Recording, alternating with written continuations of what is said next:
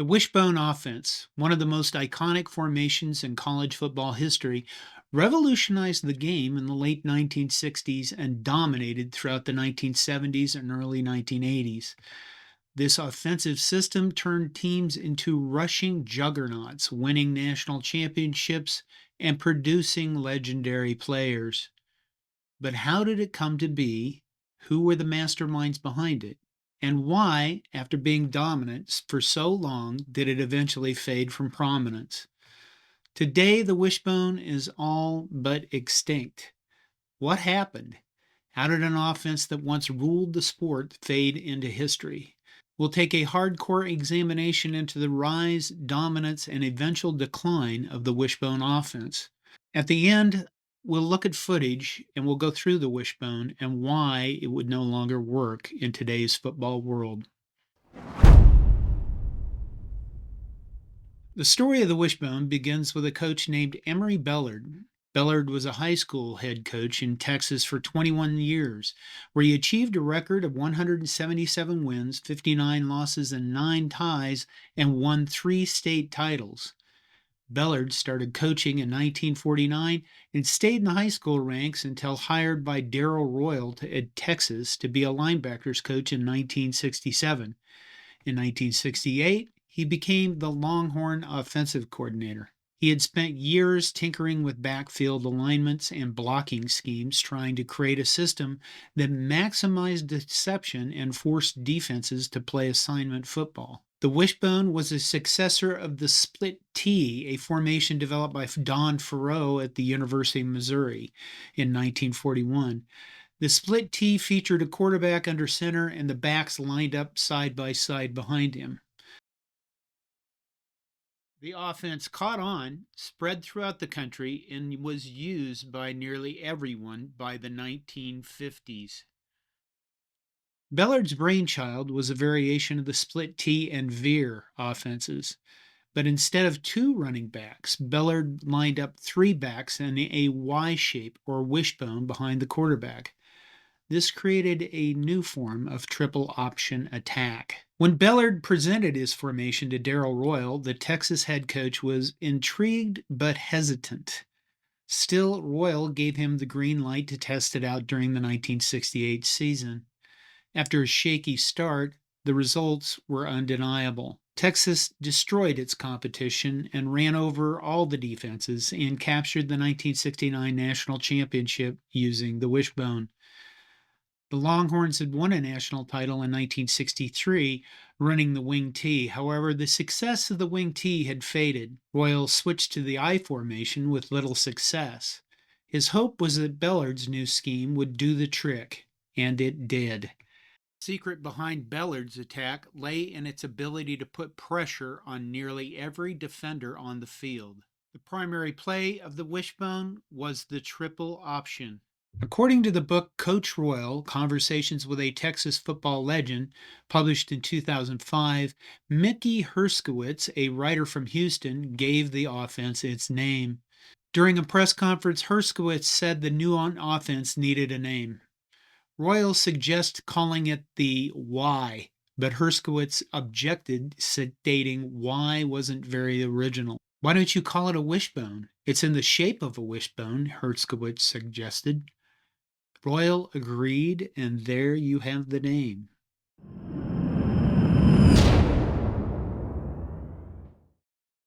At its core, the wishbone is a triple option attack. It gave the quarterback 3 choices on every play based on how the defense reacted. The first option is the fullback. A defender, typically a defensive lineman, is left unblocked. If that defender crashes down on the fullback, the quarterback pulls the ball from the belly of the fullback and keeps it.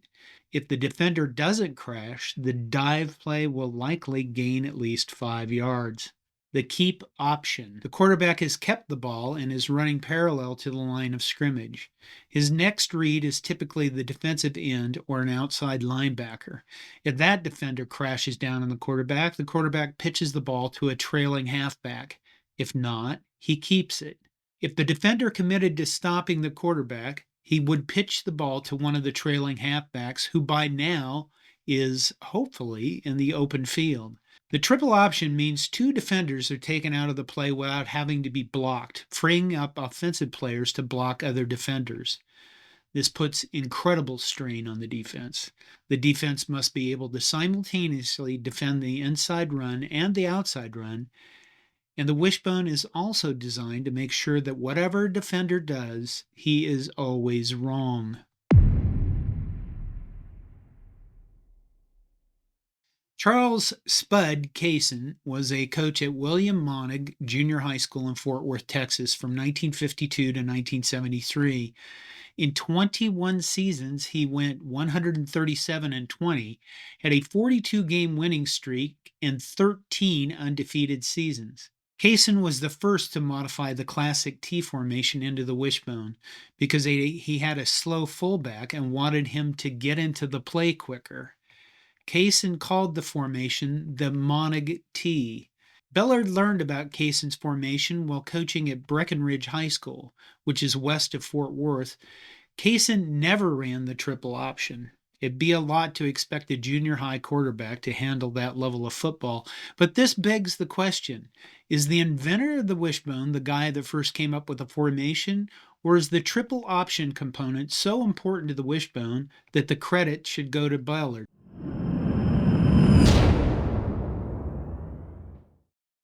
Once implemented at Texas in 1968, the wishbone took the Longhorns to another level.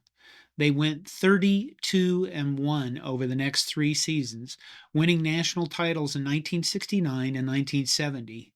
ABC TV declared Darrell Royal Coach of the Decade for the 1960s. The 1970 team averaged 41.2 points per game, 374.5 yards per game rushing, outscoring their opponents 412-125. They stretched their winning streak to 30, but then lost to Notre Dame 24-11 in the Cotton Bowl. The UPI, the Coaches Poll, gave them a number 1 ranking before the bowl game. The true testament to the wishbone's effectiveness came when Chuck Fairbanks at Oklahoma committed to it in 1970.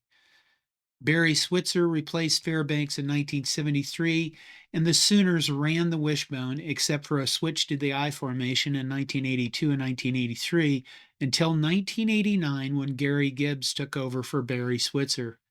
Oddly enough, Darrell Royal at Texas had Bellard teach Barry Switzer the Wishbone Offense. From the book Wishbone Oklahoma Football 1959 to 1985 by Juan Smith, published in 2011, Bellard explained what happened. One day, Darrell comes into my office, and this is the gospel truth. And he said, Chuck Fairbanks and his coaches are in bad shape up in Oklahoma. They're fixing to get fired. I want to help him. Barry Switzer will be calling you to learn about the wishbone. I was stunned for a moment, and then I managed to reply, "You've got to be joking." But he wasn't. So Barry called me on several occasions, and I gave them all of our knowledge about the formation.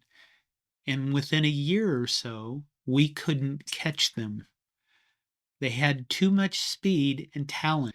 In retrospect, I doubt Darrell would be nearly as benevolent if he had to do it over again. Oklahoma versus Texas has been one of the biggest rivalries in college football for almost a century.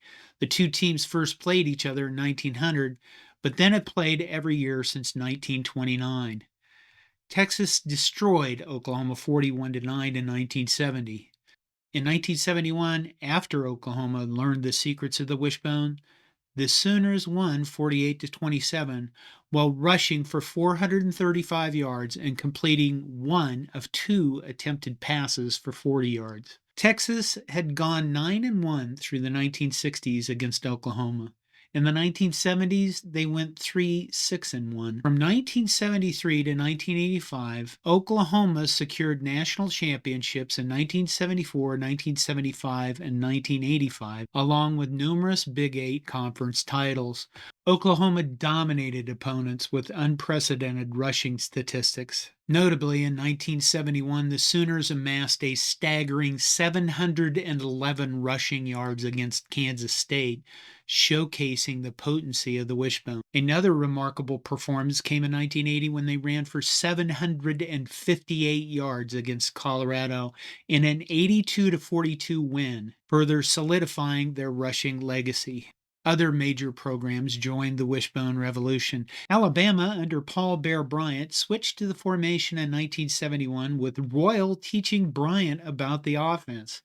Alabama immediately saw a resurgence. The Crimson Tide used the Wishbone to power their way to multiple SEC titles and national championships in 1973, 1978, and 1979. I would be remiss if I did not mention Fisher DeBerry of Air Force, who modified the Wishbone into an offense called the Flexbone, which moves slot backs out wide instead of having them in a wishbone formation behind the quarterback. DeBerry coached Air Force from 1984 to 2006, becoming the winningest coach in its history, with an overall record of 169, 107, and 1, and leading his teams to 12 bowl games during his tenure. I will be doing a separate video on the Flexbone. The Wishbone Offense didn't just produce wins, it produced legendary players. The Wishbone era saw some of the greatest option quarterbacks of all time, as well as a host of incredible running backs. James Street was the original Texas Longhorn quarterback to make the Wishbone go, winning the 1969 national title and going 20-0 in the process.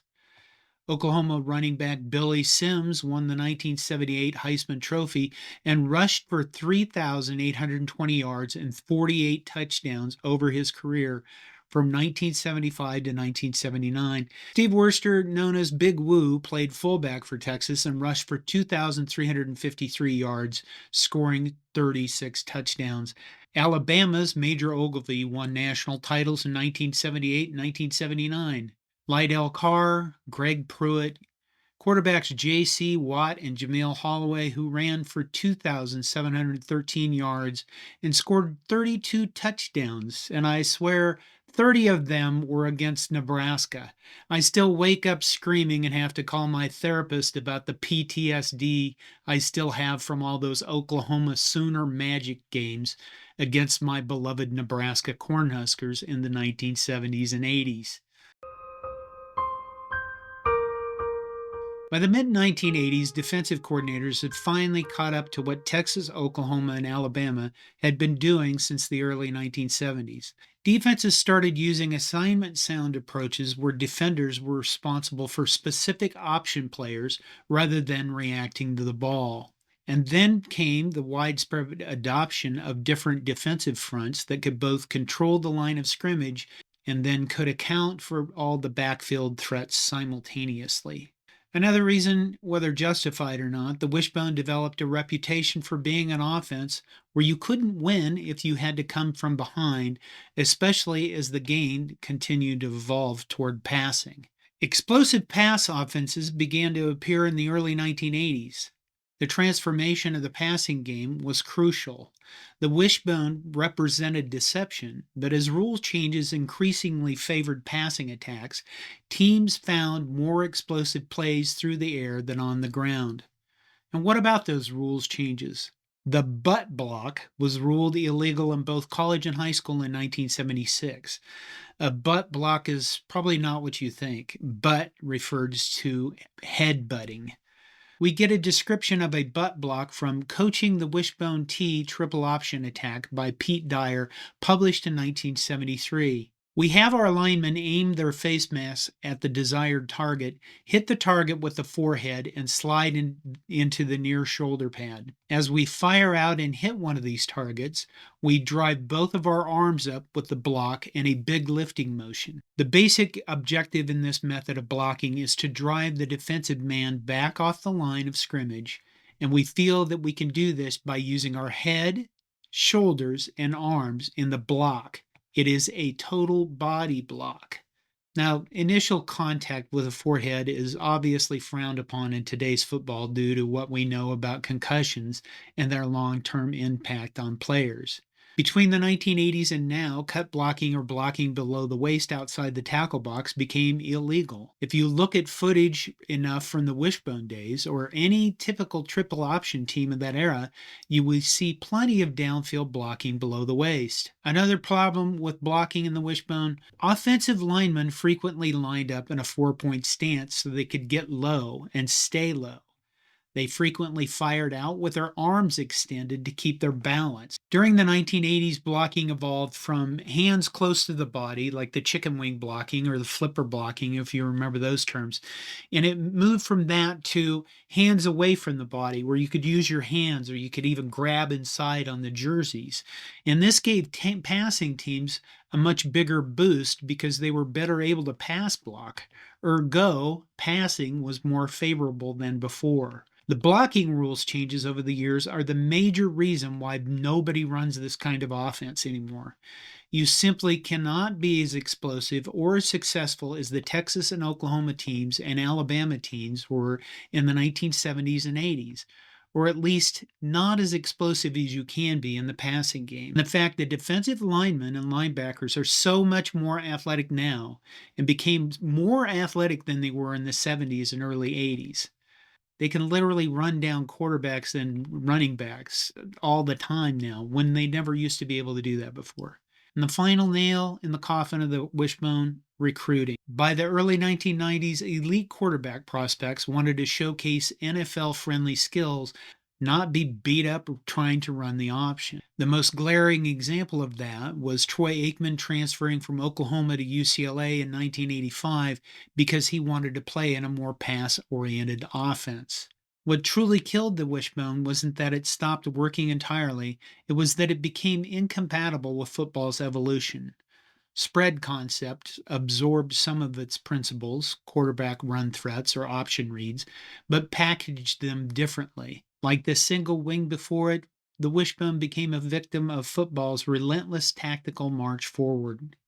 Today, its ghost occasionally appears in service academies or as a novelty package, but the true Wishbone offense, with its beautiful choreography and chess-like deception, has become a relic of a bygone era in our sport's rich history. Triple option or the option of the Wishbone probably could be successful maybe in high school, but it's not going to be successful at the highest levels of football. If you disagree, I'd love to hear your comments. Please leave them and let me know your thoughts. This is John Johnston with Hardcore College Football History. Thank you.